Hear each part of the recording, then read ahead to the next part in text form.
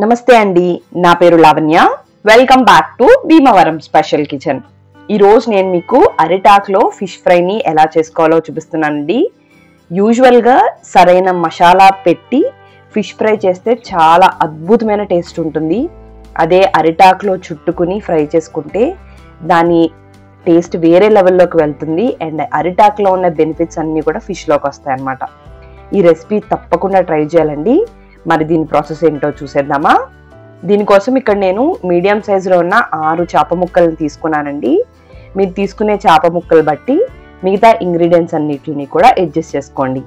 ఒక మిక్సీ జార్ని తీసుకుని దాంట్లోకి 1 టీ స్పూన్ ధనియాలు, 1/2 టీ స్పూన్ జీలకర్ర, అలానే 1 అంగుళం దాల్చిన చెక్క ముక్క, 2 యాలుకలు, 4 నుంచి 5 లవంగాలు, అలానే 7-8 మిరియాలను కూడా వేసుకోండి. ఇప్పుడు దీంట్లోకి 3 ఎండుమిర్చిని ఇలా తుంచుకుని వేసుకుని, అలానే చిన్న ఉల్లిపాయలు ఉంటాయి కదండి, వాటిని కూడా ఒక 5-6 కూడా వేసేసుకుని, ఒక 5 నుంచి 6 వెల్లుల్లిపాయలు, 2 అంగుళాల అల్లాన్ని ఇలా చిన్న ముక్కలుగా కట్ చేసుకుని వేసుకుని, అవసరమైతే కొద్దిగా వాటర్ని పోసుకుంటూ ఈ విధంగా పేస్ట్ లాగా రెడీ చేసుకుని పక్కకు పెట్టుకోవాలి. ఇప్పుడు దీంట్లోకి ఎక్స్ట్రా స్పైసీనెస్ కోసం 1 టీ స్పూన్ కారం వేస్తున్నానండి. అలానే దీంట్లోకి 1 టీ స్పూన్ ఉప్పు, 1/2 టీ స్పూన్ పసుపు వేసుకుని ఒకసారి ఇవన్నీ కలిసేలా కలుపుకోండి. స్పైసీనెస్ ఎక్కువ వద్దనుకునే వాళ్ళు సెకండ్ టైం వేసిన కారాన్ని స్కిప్ చేయొచ్చు. ఎండుమిరకాయలు అయితే కంపల్సరీ వేయండి. ఇన్స్టెంట్ కారం వల్ల టేస్ట్ చాలా బాగుంటుంది. ఇప్పుడు మనం రెడీ చేసి పెట్టుకున్న మసాలా పేస్ట్ అంతా కూడా ఫిష్కి శుభ్రంగా పట్టేలాగా బాగా పట్టించుకోండి. ఇలా పట్టించిన దాన్ని కనీసం 1-2 గంటల పాటు మ్యారినేట్ చేస్తే చాలా బాగుంటుంది.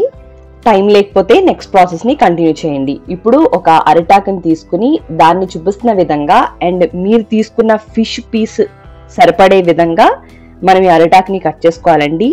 నేను తీసుకున్న ఫిష్ పీసెస్ సైజ్కి ఈ సైజ్ అరిటాకు సరిపోతుంది కాబట్టి ఈ విధంగా నేను కట్ చేసుకున్నాను. ఈ విధంగా మీకు ఎన్ని అరిటాకు ముక్కలు అయితే కావాలో అన్ని అరిటాకు ముక్కల్ని కూడా కట్ చేసేసుకోండి. కట్ చేసేసుకున్న తర్వాత ఈ అరిటాకు టై చేయడానికి నేను దారం ఏమి తీసుకోవట్లేదండి. ఈ అరిటాకుకి ఉన్న ఈ పుల్లల్లా ఉంటాయి కదా మధ్యలో, వాటిని ఈ విధంగా సన్నంగా పొడుగ్గా కట్ చేసేసుకుంటున్నానండి. సో వీటిని ఇలా రెడీ చేసేసుకున్నాను.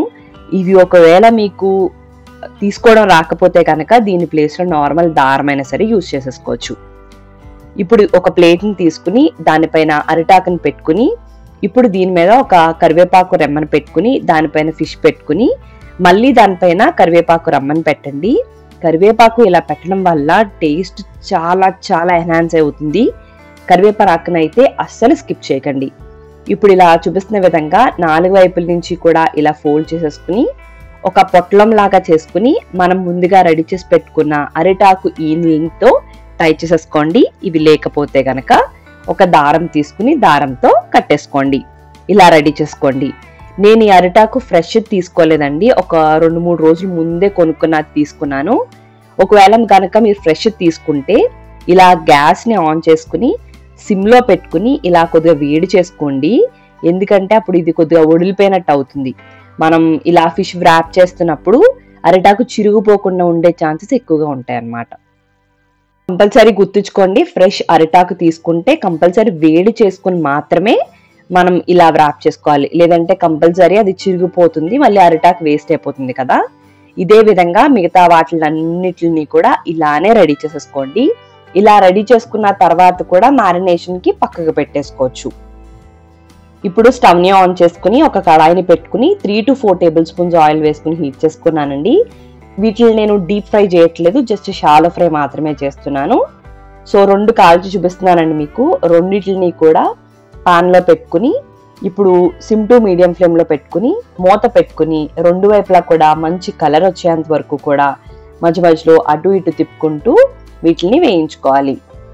యూజువల్గా అందరూ నార్మల్ ఫిష్ ఫ్రై తప్పనిసరి ట్రై చేసే ఉంటారు, బట్ ఇలా అరిటాకులో ఫిష్ ఫ్రై మాత్రం ఒక్కసారి తప్పకుండా ట్రై చేయండి. టేస్ట్ చాలా బాగుంటుంది, అట్ ద సేమ్ టైం ఆరోగ్యానికి కూడా చాలా చాలా మంచిది అనమాట. సో ఇవి ఈ విధంగా ఫ్రై అయిపోతే సరిపోతుందండి. వీటిని ఇప్పుడు జాగ్రత్తగా ఒక ప్లేట్లోకి ట్రాన్స్ఫర్ చేసుకోండి. ఇది ఒక విధంగా చెప్పాలి అంటే కేరళ స్టైల్లో ఫిష్ ఫ్రై అనమాట. మనది బయట క్రిస్పీగా అవుతుంది కదండి ఫిష్ ఫ్రై, ఇలా బనానా లీఫ్లో ఫ్రై చేస్తే కనుక అంత క్రిస్పీగా అవ్వదు ఫిష్ ఫ్రై. చూపిస్తున్నాను చూడండి, ఈ విధంగా ఉంటుంది.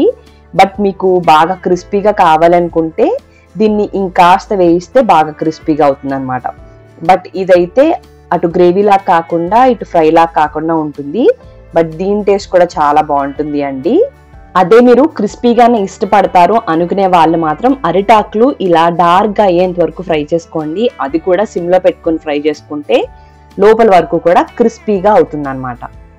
సో ఈ విధంగా మీరు కూడా ట్రై చేసి మీకు ఎలా వచ్చిందో మీ ఫీడ్బ్యాక్ని తప్పకుండా కామెంట్ బాక్స్లో తెలపండి. మరి మీకు ఈ వీడియో నచ్చినట్టయితే లైక్ చేయండి, కామెంట్ చేయండి, మీ ఫ్రెండ్స్కి, రిలేటివ్స్కి అందరికీ షేర్ చేయండి. మీరు నా ఛానల్ని ఫస్ట్ టైం చూస్తున్నట్టయితే సబ్స్క్రైబ్ చేసి పక్కనే ఉన్న ఆ బెల్లో ఆల్ అని ప్రెస్ చేస్తే నేను ఏ వీడియో పెట్టినా మీకు నోటిఫికేషన్ వచ్చేస్తుంది. అప్పుడు మీరు తప్పకుండా చూస్తారని ఆశిస్తున్నాను. థ్యాంక్ యూ అండి. మళ్ళీ వీడియోలో కలుద్దాం.